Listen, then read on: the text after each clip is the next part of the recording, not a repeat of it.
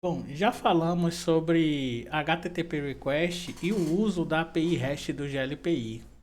Eu expliquei um pouco usando uma das opções, existem várias, para você testar requisições de HTTP para o GLPI de modo externo, onde você não precise de um login e senha. E na ocasião, nesse vídeo, eu expliquei sobre várias requisições, mas nesse segundo vídeo sobre esse assunto, eu pretendo falar exclusivamente sobre a abertura de tickets usando a API REST.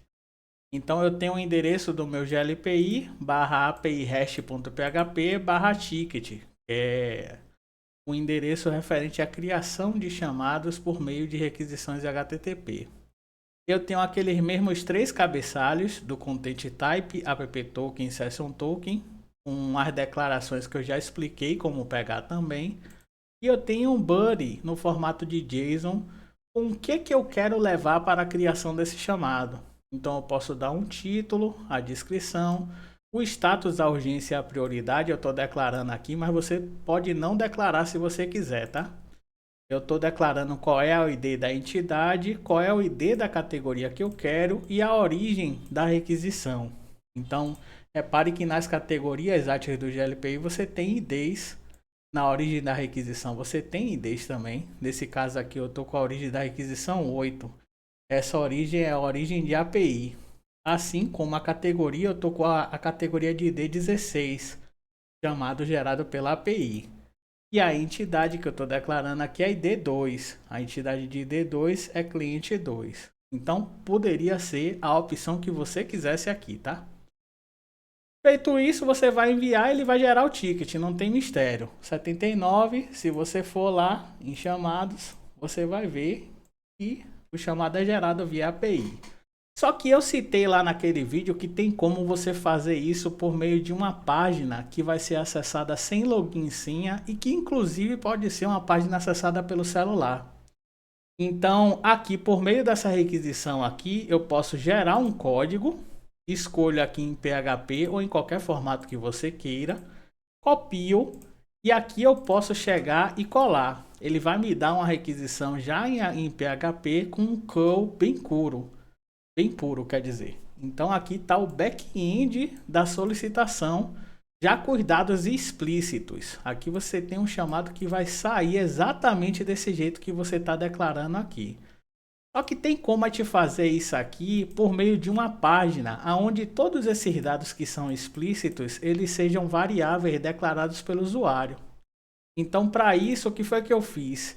Eu cheguei lá no GLPI, eu já expliquei isso também. Eu servi uma nova pasta dentro de /var/www chamado páginas. E aqui eu criei um PHP chamado abrir chamado. Então aqui dentro eu tenho aquela mesma requisição que foi gerada pelo Insomnia, só que com um estilo definido, uma página toda bonitinha para ser acessada via celular sem login e senha. Então eu instalei aqui o emulador de Android. Ignorem as propagandas, por favor. Repare que eu estou acessando aqui o GLPI por meio da VM porque o emulador de Android está conectado na mesma rede que meu PC está. E é a mesma rede que a VM do Hyper-V está usando para fornecer o acesso. É um acesso somente local. Só que poderia ser um GLPI hospedado em qualquer domínio. Não há problema, só ia mudar o endereço. Então repare que eu não estou logado. Só que essa página que eu botei aqui no www.páginas/abrir chamado PHP, eu consigo acessar também. Então aqui a gente tem uma interface que está por trás desse código que o Insomnia gerou. Então aqui, se a gente preencher, repare que eu não loguei nem nada. Isso aqui é o cliente acessando por um celular. É um emulador de Android isso aqui, tá? Então eu posso colocar para essas entidades serem mostradas por completo ou limitar para elas serem mostradas só o que eu quiser para cada URL, para cada página que eu gerar. Então estou gerando o chamado com a categoria reset de senha.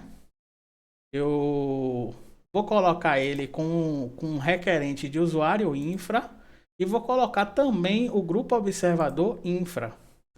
Esses campos que eu estou declarando aqui poderiam ser qualquer um, tá? Assim como essa interface que eu deixei simples e crua, aqui poderia ter um logo do cliente, pode ter o que você quiser.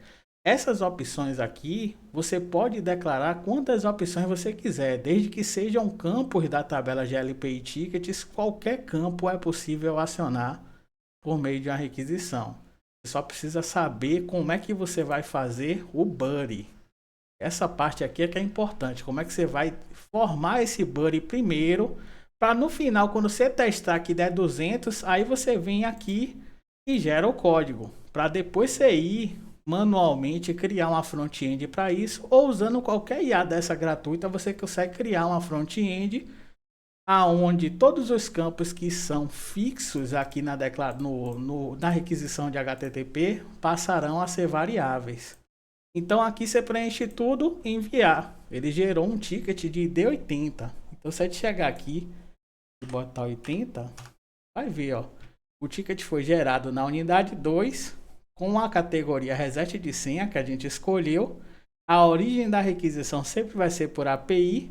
E eu declarei que fosse o usuário infra e o observador infra. Então perceba que você tem um controle total de como é gerado o ticket. O ticket já vai cair na fila de quem você quer atender. O usuário que foi declarado aqui, e nesse caso que fique bem claro, você tem que limitar os requerentes para ser mostrado para cada cliente de acordo com o que você quer.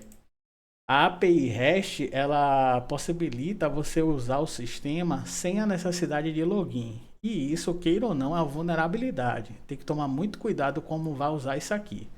Mas perceba que funciona. Você pode gerar quantos chamados você quiser aqui, da forma que você quiser, que ele vai gerar o chamado. Eu vou colocar aqui no nome de Adriano, grupo observador Service Desk. Gerei 81. Eu vim aqui 81, o chamado foi gerado. E é gerado certinho como você pediu. Assim como eu estou acessando pelo celular, eu também poderia acessar pela web isso aqui. Perceba que ele tenta se ajustar. Tá feio o layout, mas isso aqui pode ficar muito bonito. Você pode deixar da forma que você quiser isso aqui. Com a logo de empresa e tudo mais. Então é só uma das formas de você fornecer, por exemplo, acesso para os seus clientes por meio de um celular, sem login e senha. E é claro que essa URL você vai ter que proteger, né? Porque se cair nas mãos erradas, a pessoa vai bagunçar o seu sistema. Você pode colocar limitadores aqui também.